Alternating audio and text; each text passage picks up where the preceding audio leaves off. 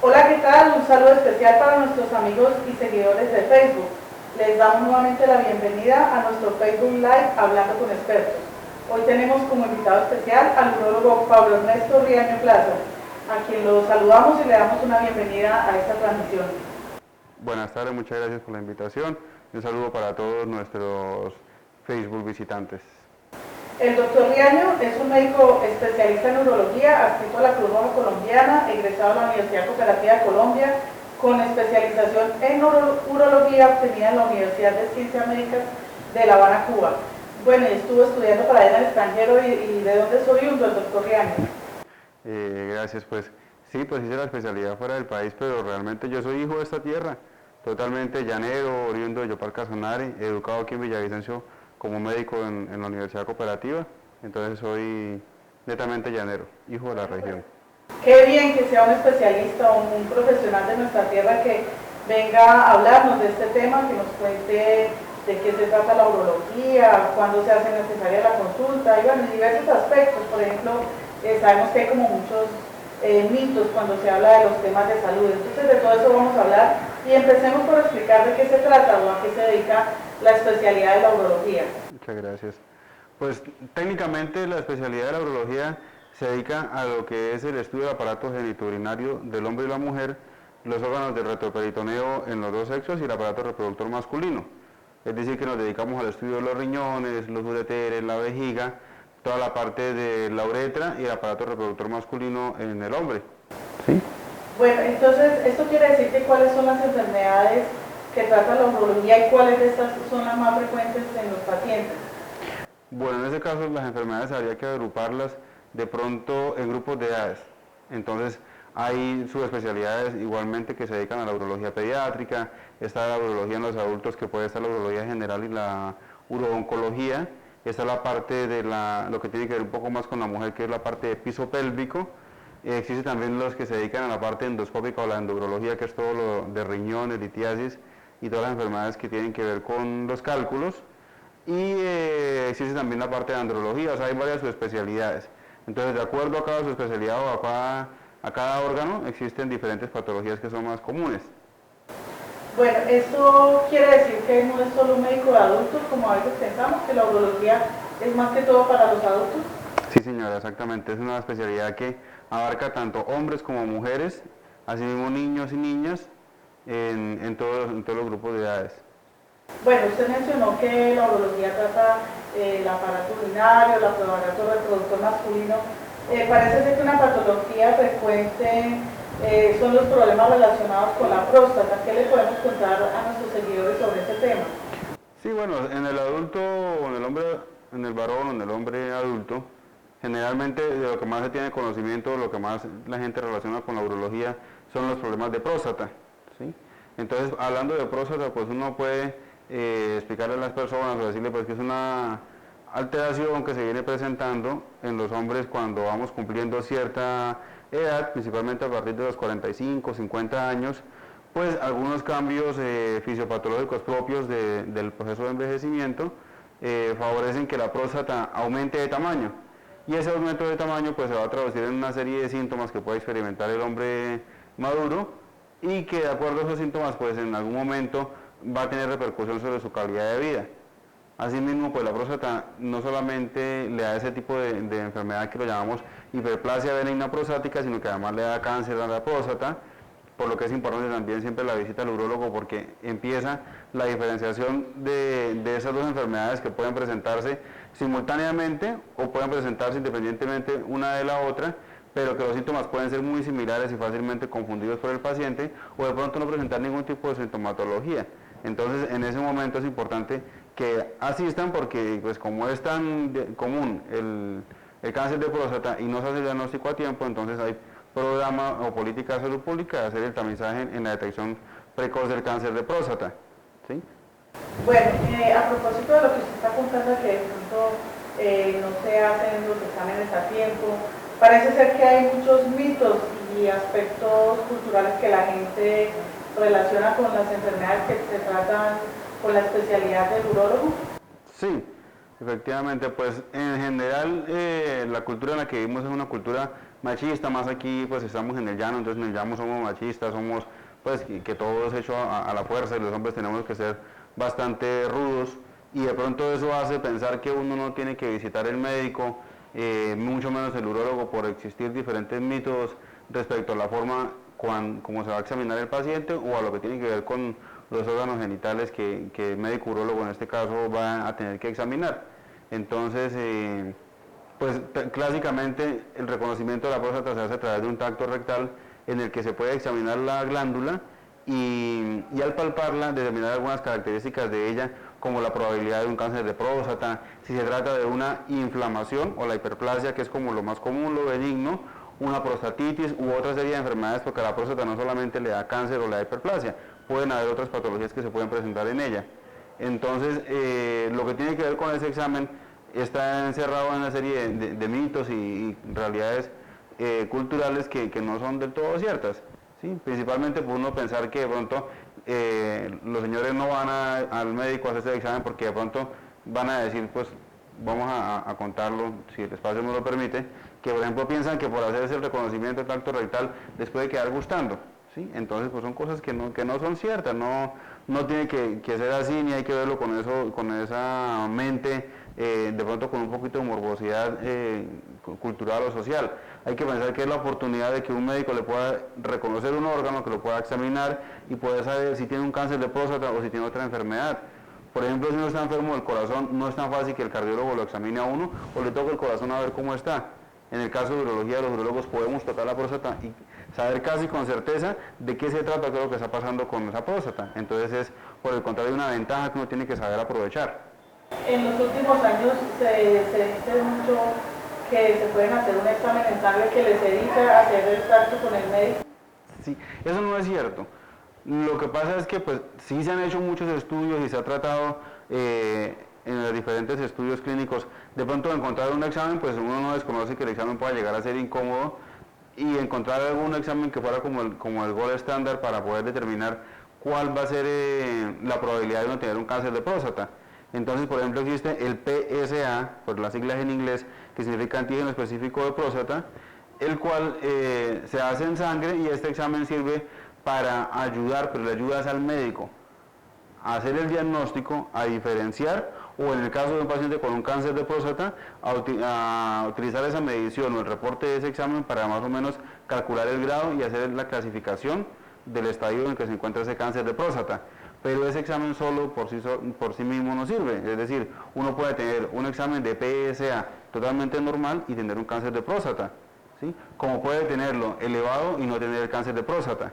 Entonces por eso es importante siempre que el reconocimiento lo haga el médico, preferiblemente el urólogo, y que pueda hacer la relación y su interpretación clínica en cuanto al examen de sangre, el PSA, junto con los hallazgos clínicos, es decir, lo que encuentra en el tacto rectal cuando hace la valoración urológica del paciente. O sea, nada reemplaza la efectividad diagnóstica del tacto en estos casos. No señora, no, la efectividad del tacto no se reemplaza, se complementan, pero el reconocimiento del tacto rectal hace casi el 80-85% del diagnóstico.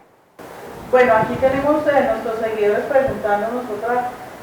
patología que parece ser recurrente, es lo que comúnmente llama, como dicen nuestros seguidores, cálculos renales o cálculos en los riñones. ¿Qué nos puede decir sobre esa enfermedad, cómo es y cómo se trata? Bueno, los cálculos renales son una serie de depósitos que se van haciendo a nivel de las vías urinarias, tanto superiores y hacia las inferiores, que tienen diferentes mecanismos etiológicos, como pueden ser mecanismos infecciosos, mecanismos metabólicos, o por otros mecanismos obstructivos que pueden favorecer la agregación de minerales o de sustancias que se depuran en el riñón. Por vivir en el llano, por el clima en el que nosotros nos encontramos, por muchas cosas de las costumbres en el llano, son zonas que son de pronto epidemiológicamente más común que se pueda presentar los cálculos renales. ¿Por qué? Porque, por ejemplo, en la vida antigua lo que es el llanero, estar en los caballos, trabajando todo el tiempo en las ganaderías, arriando todo el tiempo, favorece que, por ejemplo, la gente no tome agua. En sabanas donde uno está constantemente expuesto al sol, pues la deshidratación es muy importante, a veces aguas que no son de todo útiles para tomar, porque no son ¿cómo se dice? Porque no son potables,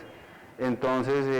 hace que la gente se deshidrate y esa falta de hidratación hace que se precipiten mucho más los minerales o los depósitos cálcicos a nivel de los riñones y entonces favorecen los cálculos. Hay otras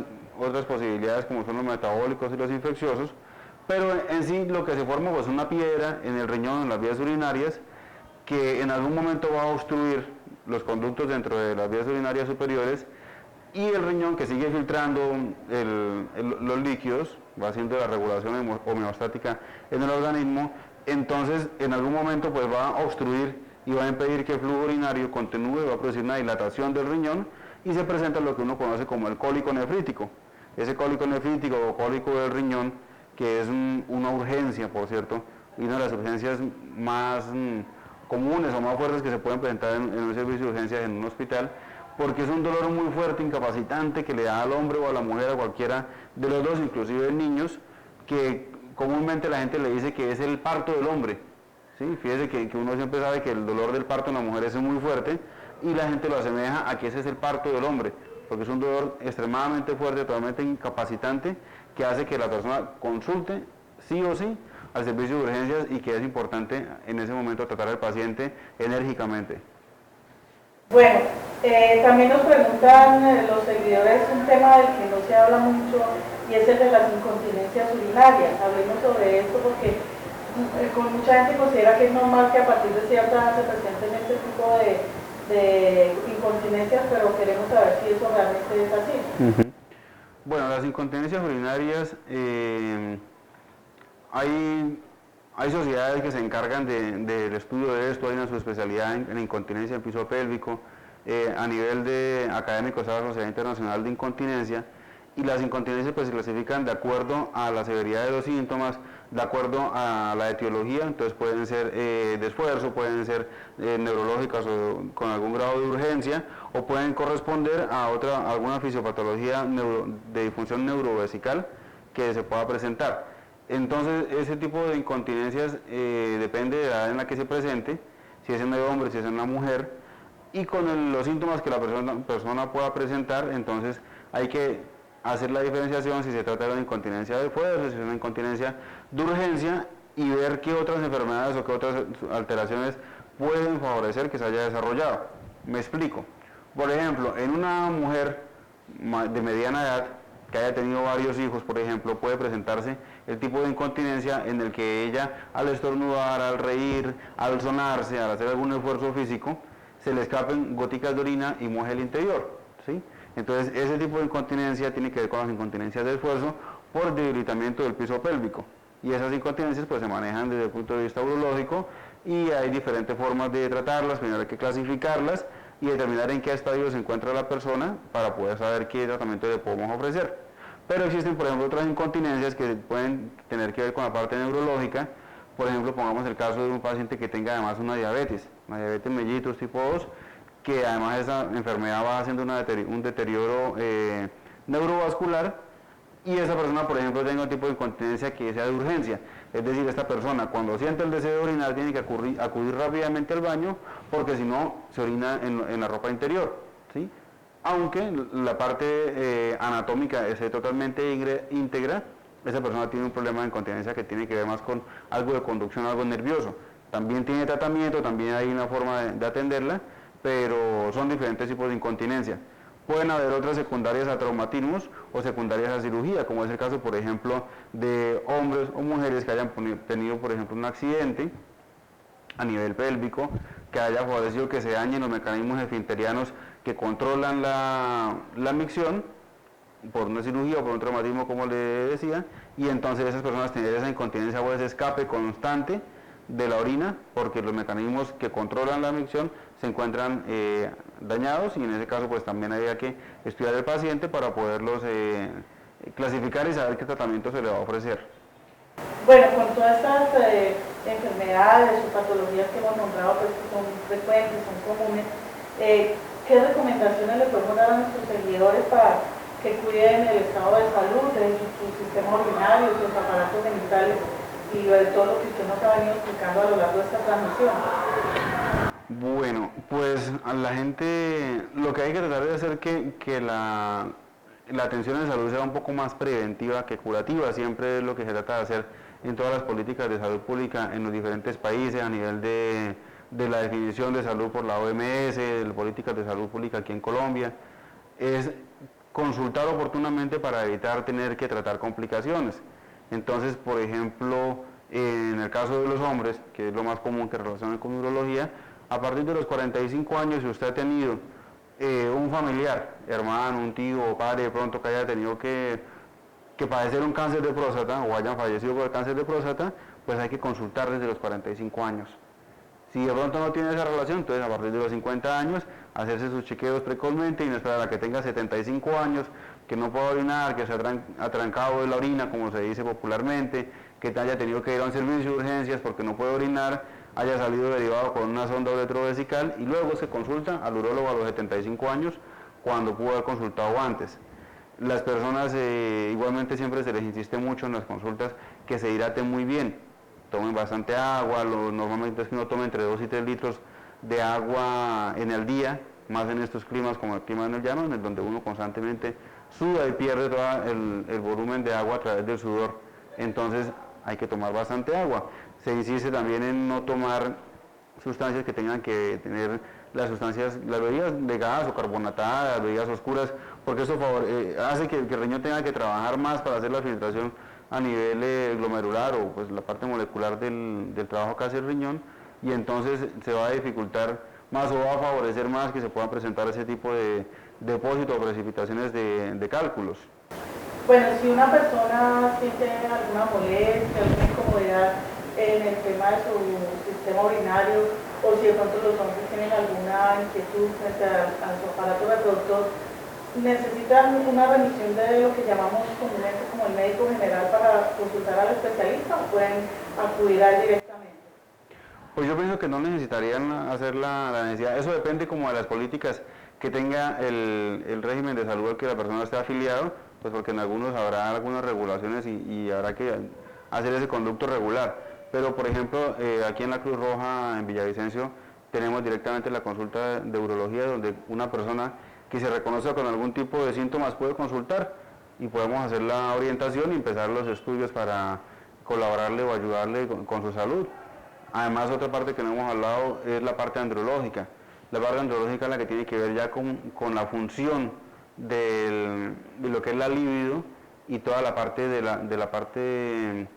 fisiopatológica y toda la parte hormonal que tiene que ver con el hombre como en su más esencial razón masculina, la parte reproductora, la parte de la libido, del deseo sexual. Entonces en esa parte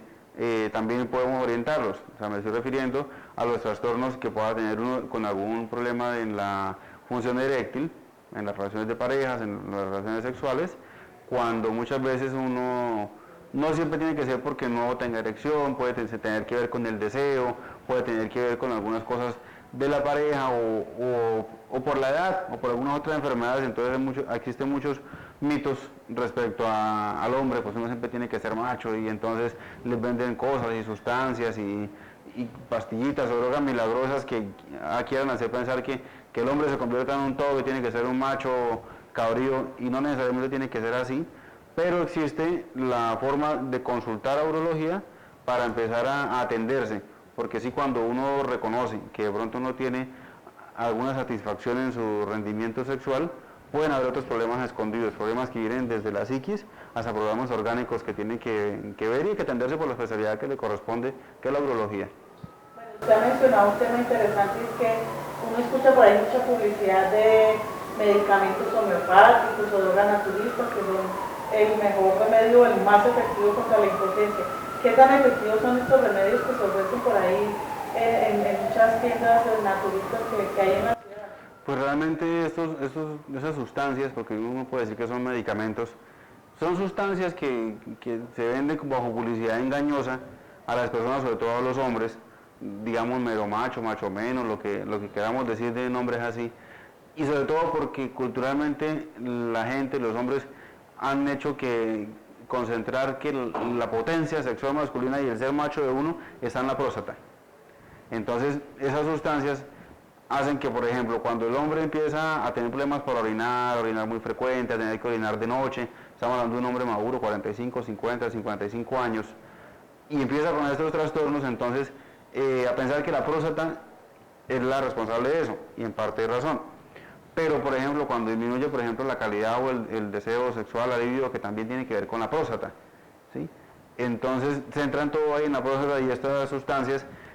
van encaminadas a que mejore el rendimiento de su próstata, orine mejor, sea más macho y rinda mejor en el ámbito sexual, ¿sí? Entonces, pues realmente no es así, según lo que hemos conversado, pues pienso que ha quedado claro. La próstata es un órgano que está a la salida de la vejiga, inmediatamente empieza la uretra, que es por donde la orina transcurre,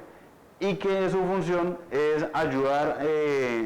a verter algunos nutrientes y algunas sustancias líquidas en la emisión del semen de los espermatozoides para favorecer su supervivencia, pero no ayuda a la virilidad, no ayuda a que el hombre sea más macho. La parte de la virilidad y la masculinidad tiene que ver con la testosterona y las hormonas secretadas por los testículos y regulada a nivel central por otra glándula que es la hipófisis. Y la próstata lo que está ahí, que ella con el tiempo, cuando uno se hace mayor, empieza a crecer dentro del mecanismo natural del envejecimiento, y al crecer le va a poner una resistencia a la vejiga para el vaciamiento, ¿sí? Pero estas sustancias no hacen que la próstata se desinflame, porque de hecho ella no está inflamada, ella lo que creció por la edad. Entonces esas sustancias no tienen ningún tipo de sustento en estudios científicos que demuestren que ellas van a actuar ahí para hacer que se desinflamen, ni mucho menos favorecer que por actuar en la próstata uno vaya a tener mayor rendimiento como hombre o en la parte sexual. Para cuidar nuestra salud y nuestro bienestar es lo más adecuado ponernos en manos de profesionales. ¿Qué le podemos contar a la gente del servicio que ofrece la consulta especializada en neurología en la Cruz Roja y en qué horarios pueden acudir las personas que necesiten acudir a esta consulta? Pues estamos todos los días aquí en la Cruz Roja Seccional Villavicencio de 4 a 6 de la tarde. Ofrecemos la consulta de urología, hacemos la valoración de las personas que sientan la necesidad o que quieran acudir para hacerse sus chequeos, hacemos el estudio de próstata, hacemos reconocimiento inicial del paciente, y si las personas de pronto han estado consultando o tienen dificultad para acudir a otro medio de salud, pues nosotros les hacemos la atención directa y los orientamos para que la persona sepa más o menos cómo encaminar su proceso de enfermedad o de salud que esté padeciendo en ese momento, para luego incorporarse a sus diferentes sistemas de salud que le corresponda. Bueno, doctor Leandro, pues muchas gracias por habernos acompañado en este Facebook Live y esperamos que esta información que le han llegado a nuestros seguidores sea de mucha utilidad para los temas que tienen que ver con su especialidad. A ustedes muchas gracias por la invitación, esperamos poder en otra oportunidad contar con la invitación y podemos ampliar en otros temas a mucha mayor profundidad. Muchas gracias. Feliz tarde para todos nuestros seguidores. Bueno.